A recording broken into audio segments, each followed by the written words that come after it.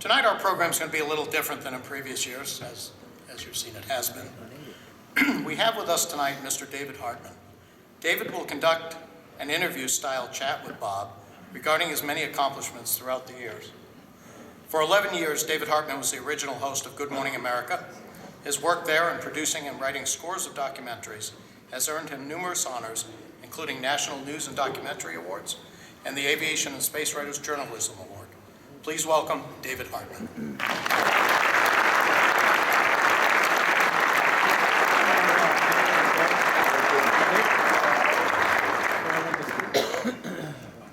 Hey Bob, how's it going so far? Great, David. Pleasure to get to see you again. It's great to see you always. When Lindbergh flew the Atlantic, you were 5. How did that affect you? Well, I was too young to really know what was going on, but I did hear about it later from my parents, and so I got interested in aviation a little bit then. I started building models, you know, the routine from there, and you've heard the rest of it, but I was motivated. The one thing I learned about it all was that don't take no for an answer.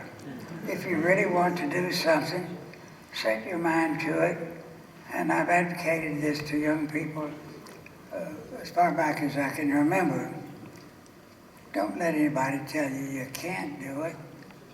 You learn how to do it, figure out a way to do it, and you are the only one that can make it happen. And you can go through a lot of disappointments in your young life, but don't give up if that's what you really wish to do. You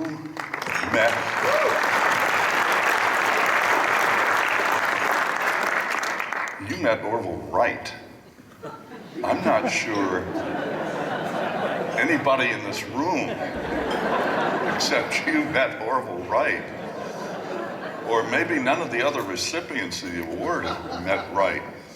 But you've also met all the other, and knew all the great aviators. Doolittle, Lindbergh, Cochrane, and on through, you know, the astronauts of these days. Great aviators. What sets great aviators apart from good aviators? I think the desire to excel. A lot of people ask me questions like that, David, and I'm kind of hard pressed to respond other than to say that I never was trying to think of myself as wanting to be the best pilot or anything like that, and I never thought I was and still don't. But I'll tell you this, I got assignments that forced me to do things I didn't want to do. When I was aged to fly, I wanted to fly combat. And I didn't get to do combat as early as I wanted to. And I flew some missions in England in Spitfires before we got any airplanes there. But I was driving myself, and all through my learning curves, I was trying to convince myself that I could do better than I had done the last flight I made.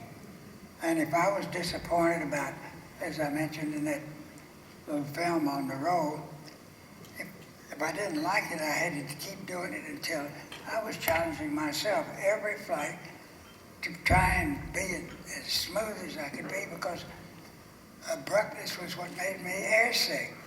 And so I was trying to conquer it. And for those who will get a chance to see this film, if you haven't already seen it, you'll see me pouring iced tea while I'm upside down. Well, that's how smooth I wanted to convince myself I could fly. And I could take a whole airliner full of people and they'd never know they were upside down. They wouldn't spill a drop of their drink or miss their mouth.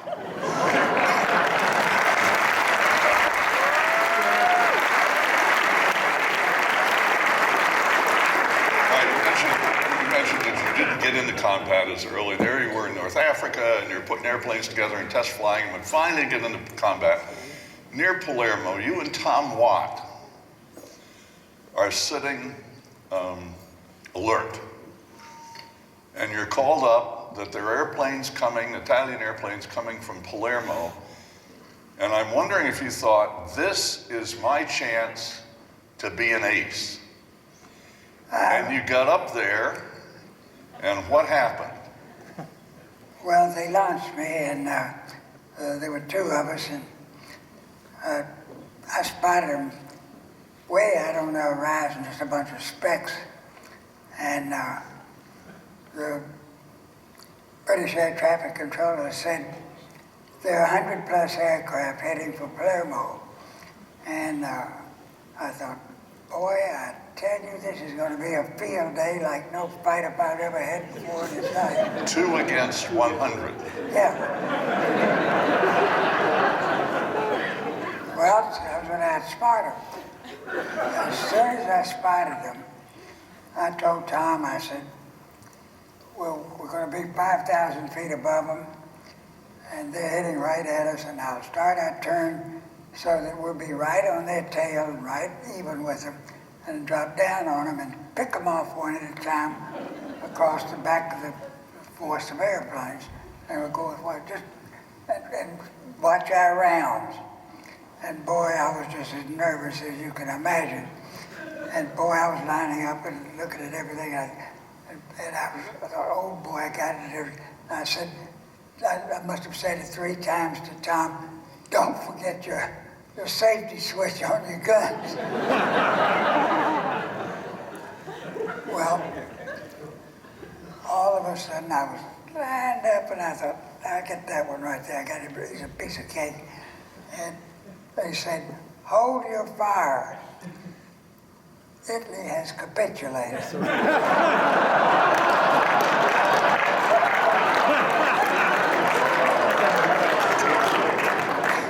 That beautiful dream. I thought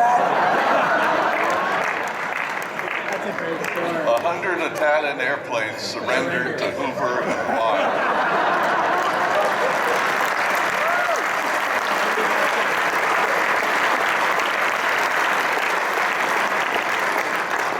Well, you got shot down. Of course, you were in Stalag Luft 1 for 16 months. You tried to escape over and over again. You finally escaped and found a German airplane, a Focke-Wulf 190. So what happened? And how concerned were you about trying to fly a German-marked airplane into Allied airspace? Well, first of all, I'd like to apologize for it to all of you. That was the dumbest thing in it. Most stupid thing anybody could have ever done.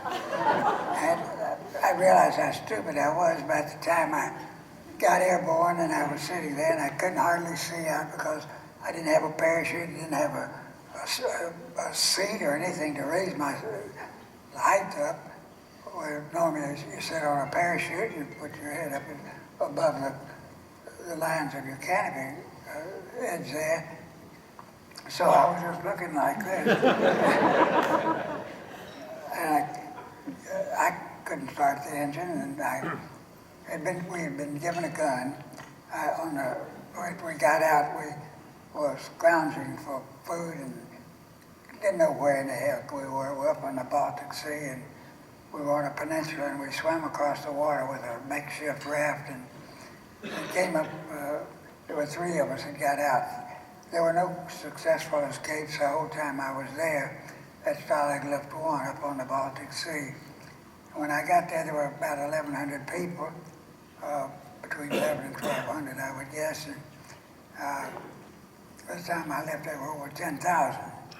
And there were no successful escapes. A lot of them got out, but we paid for it. And I want you to realize that being a prisoner of war with the Germans was like being in a country club compared to any of the other conflicts that our soldiers and pilots have been in.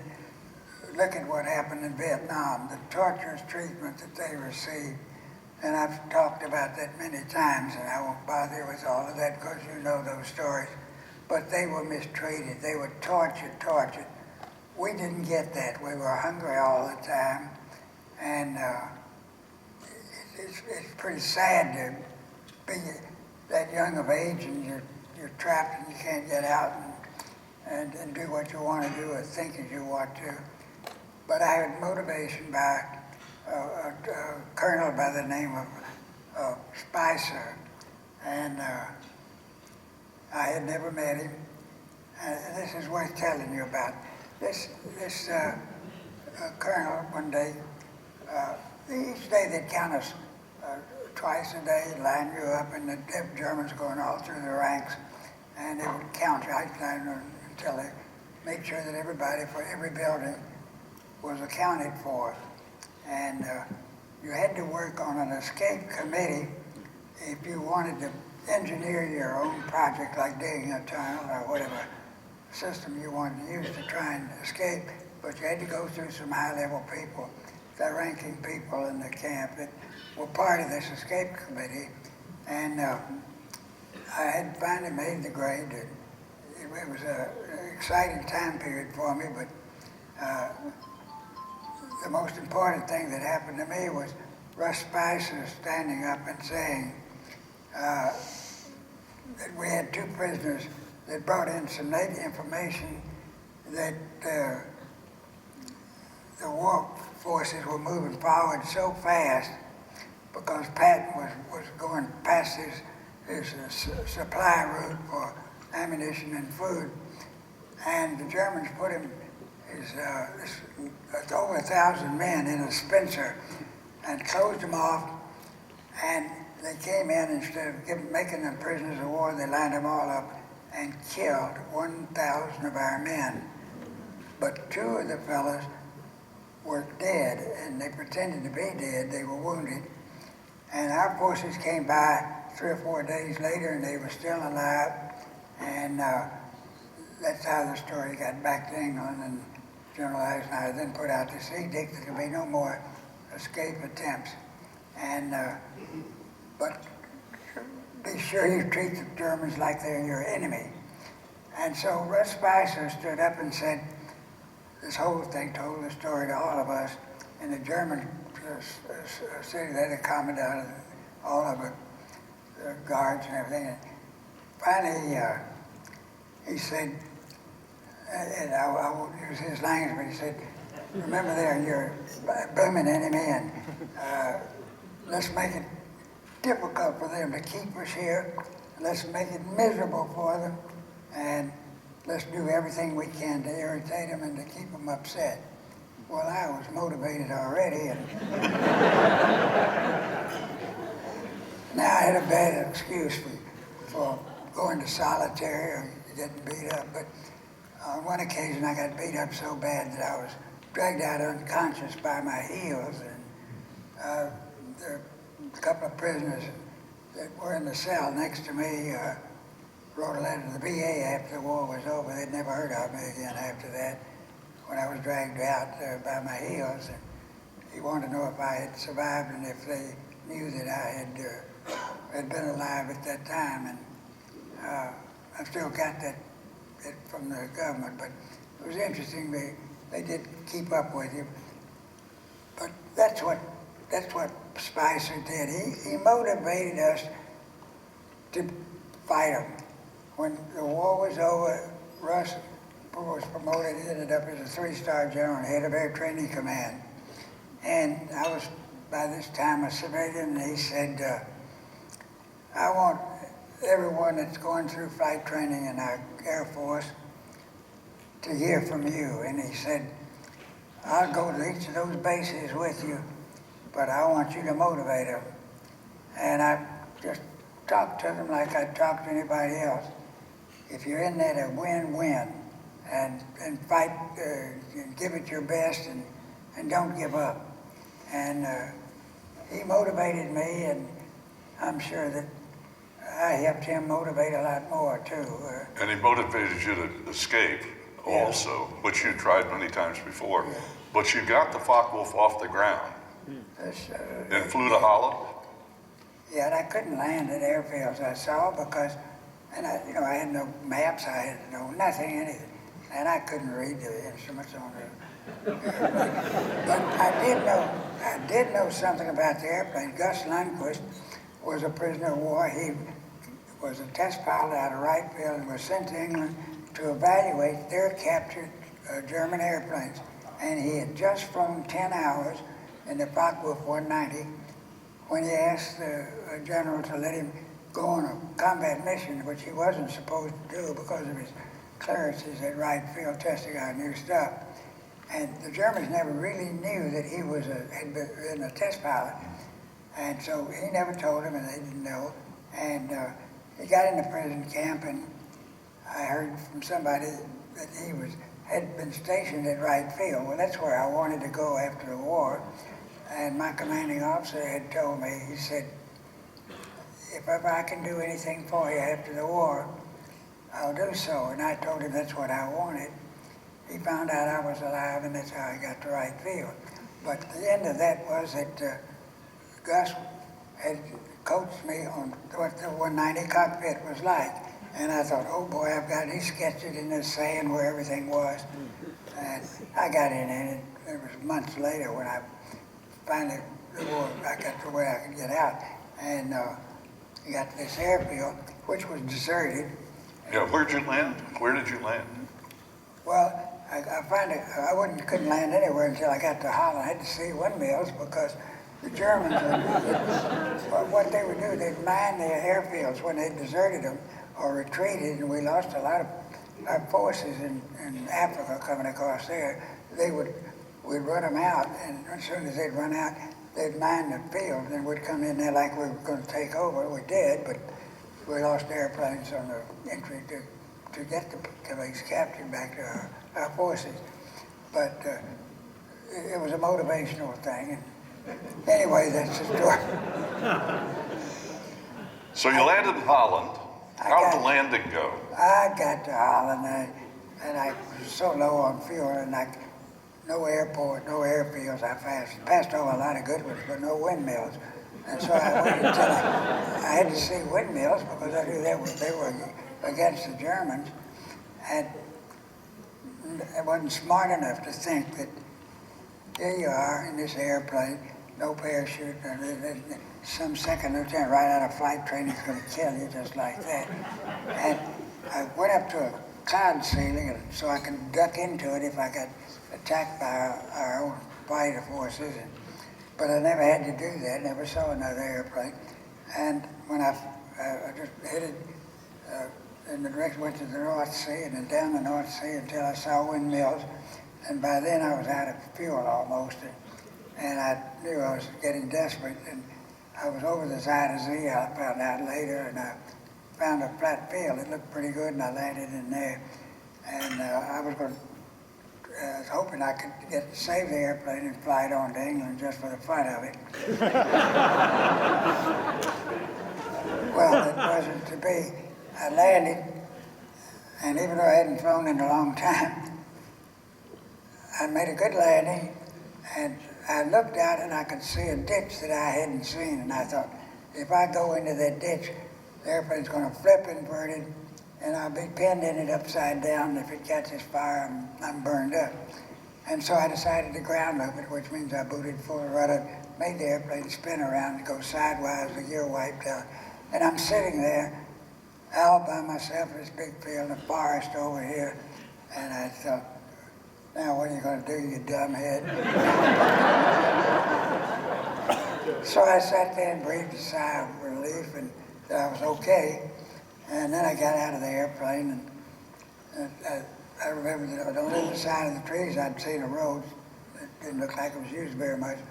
So I thought I'd go over that road, maybe some truck or somebody, because I knew that Holland was now back on our side. We had our forces in there.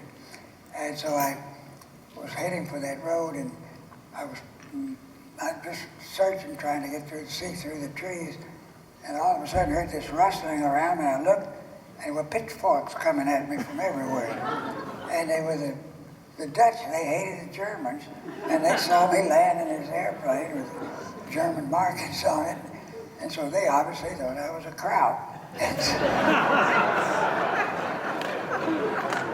I put my hands up like that. Said, I'd already told myself how stupid I was. Now I found that I was really stupid. And they let me keep walking, and I kept walking. I got to the road. I kept doing this and walking and pointing, and they just followed me. And got to the road and was standing out there. Now what are you going to do? I was hoping that somebody would come by that I could communicate with, because they couldn't speak anything in English. I couldn't speak their language. And so finally this British truck came along, and I ran in the middle of this road and stopped him, and he came out, and I told him, I said, I'm an American. They think I'm a kraut. I just flew in there in a German airplane. They said, I say, old chap, hop in here.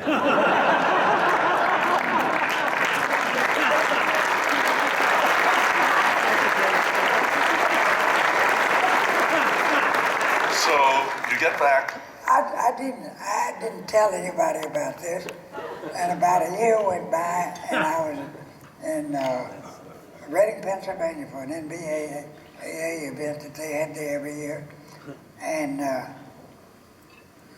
the fellow that came out of the prison camp with me and was there when I stole the airplane, he held a gun on the German to get it started for me, and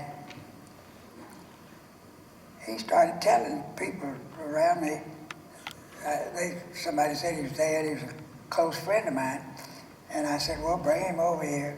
And my narrator said, my God, how many thousands of people did you say were in that prison camp? Everywhere we go, somebody said they were in that prison camp with you.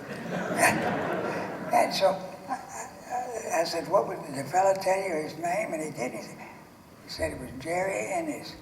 Well, he was one of the fighter pilots for my outfit, and he's the guy that escaped with me. And held the gun while I took off. He never wanted to fly again. And he'd read in the newspaper that I was going to be there, so he came to the show. And so the narrator said, boy, why don't you let him tell that story? I bet the crowd would like to hear it. Well, they did. Bob, let's jump ahead. 1947, you're at Wright Field, where you wanted to be, and Colonel AIRBOYD, head of the flight test program, puts together the Bell XS-1 team. You and Yeager, Bob Cardenas, and Jack Ridley, the 4 Air Force guys, Jack Russell, and who am I leaving out here? Dick Frost, Yes. and Ed Swindell. So he parks 7 guys, all young, in the middle of the desert at Muroc, and a few months later you break the sound barrier. How likely that something like that could happen today? Well, I'd like to really share this with you. It's an interesting part of the story. There was a fellow by the name of Bill Council was the colonel in charge of flight tests, and they'd already had a selection process. For those of you who are not familiar with it, the speed of sound was called a barrier, and we felt that there was some sort of a wall of resistance. A lot of people thought that, rather, and I didn't, but because I knew otherwise. But what was happening was that when we got past 500 miles an hour, and Mach 1, the letter numerical 1 is the speed of sound. And 8/10 was about the average speed that we could get any of our airplanes in a vertical dive. P-38s were less than that, P-40 and P-39s were 51, and the P-47 you could get up to 8/10 and even faster. And we had special devices we put on it to break the air show flow down, and it's called compressibility. It's where the air starts burbling between the connection of the wing or the tail or parts of the airplane to the fuselage. And Larry Bell came along with the idea, what goes faster than sound already. That why is it such a big deal? A 30-06 rifle bullet would go Mach 1. And so he said, why don't we just build a fuselage that looks exactly like a 30-06 rifle bullet? And that's exactly what they did. Just built it up the size to hold the fuel in the cockpit and so forth. And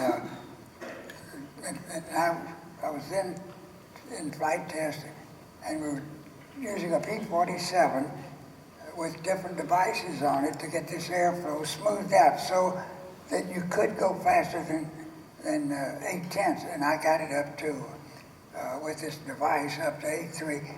But there were 2 P-47 pilots, test pilots in the organization. Each were killed. And so when I was the third to take over on the project, and I said, you know, I looked at everything that they had been doing in research and talked with all the engineering people, and I said, I think the electric motor failed, and that's why he couldn't, the device that was going to break the airflow wasn't capable of giving the effect that the engineering had designed, and designers thought would change this airflow and smooth it out, and then you wouldn't have this shaking, because the shaking would be a flutter condition, and then things start coming off the airplane, like the aileron would go, the trim tab on the aileron would go, and then the aileron, and then when the aileron goes off, it takes part of the tail. And so I said, I bet that electric motor failed, and they couldn't get, the pilots couldn't get the forces to make this thing come up. And so I said, I would like to have a manual, and let's build a telescoping rod that goes down from right by the side of the quadrant, down back of the rudder pedal, and goes all the way down, and then you can ratchet it up and bring it all the way up, because the canopy was way up here, and it goes back like this. And so you could have the force to pull this way. And I had ratchets so that you go just a little bit at a time and milk it to get it up to the angle you wanted. And I had a chase plane, which was a P-80, and he could stay at 500 all around, and I was going 500 straight down. And the airplane, I couldn't pull it out. The control forces were just like in concrete, you could move them. And this device was the only thing to get you out. Once you were up in the, I was at 0.83 at the time, and the airplane started shaking, and I heard a loud explosion. And when that happened, I was unconscious. I didn't know what happened. And so I came to, and I looked around, I found out where I was, and I looked at the wings of the airplane. The P-47 had straight wings, and they were up like this. They had buckled. I had gone right through blackout to unconsciousness. The forces were so great on the pullout. And because of this device working. And so I looked around, and my chase pilot said, "You're in bad shape, Bob. Can you hear me?" And I said, yes, I can hear you now, but how bad does it look? And he said, "Well, I don't think you can land it." He said, "You've got all these things missing on the airplane, the aileron and part of the tail." And I said, "How about the gear?" I said, "I can hardly hear you because of all the noise that's in the cockpit." And he said, "I don't know about the landing gear." He said, "It's down. It looks like it's down, but," he said, "I don't think you can trust it. The wings are going to fold on you, because they were bent way up. It's unbelievable. Wrinkled just like that." And I said, "Well, I'm going to try to land it anyway." And so I put it down and parked it, because it never flew again. But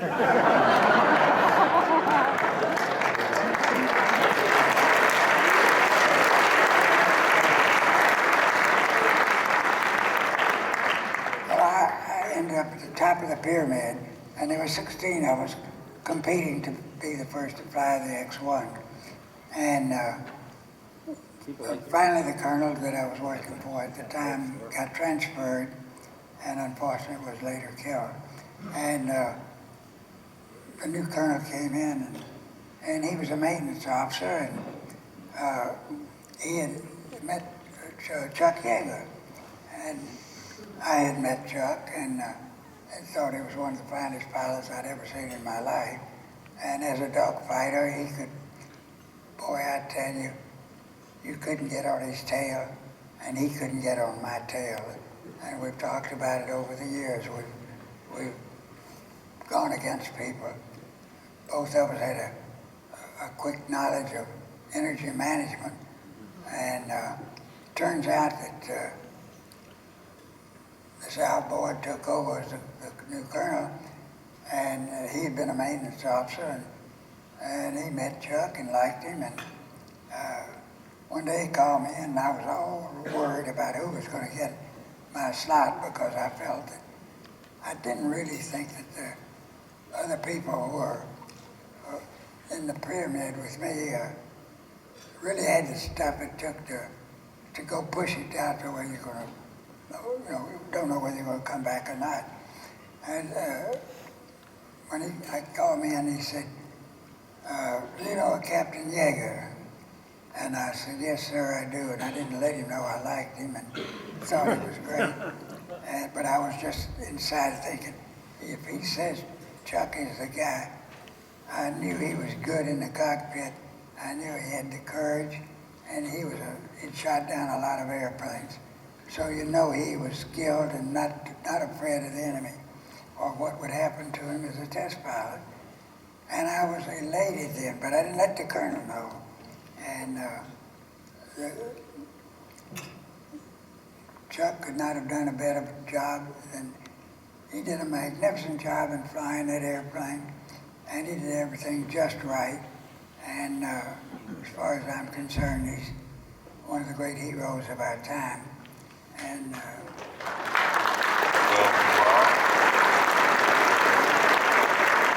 that said, you were of course flying chase on him that day, and you took that famous photograph of the diamonds coming out the back of the Bell XS-1, and you took that photograph of him breaking the sound barrier. How disappointed have you been, or were you over the years, that you never actually got to fly that particular rocket plane? well, at the time before Chuck came on board, I was really disturbed, because I thought I'd already put myself at harm's way, you know, to get where I was in flight test, to have been on the other projects of compressibility. And I just thought, well, I deserve it, maybe, because I've been hanging myself out in the breeze. And but when Chuck got it, no, that attitude went out the window. I decided I was going to help him. And of course, that's what Boyd found. I knew I had more engineering experience, because I was studying everything all the time. I didn't have a formal education, but I took the equivalent test of 2 years of structural engineering, and that helped me, and that's how I got into the test pilot school. And but I never regretted that. I would like to have done it, of course. Everybody would like to be the first to do something that was the biggest accomplishment we had at that time. Bob, what is the word freedom? When I say the word freedom to you, what comes to your mind? Well, it's exactly what I thought when I was 18 years of age and joined the service. I felt patriotic. I felt the storm clouds were building up over Europe, and we were going to surely get in that conflict one way or another with our relationship with Great Britain. And I decided I want to be out in front.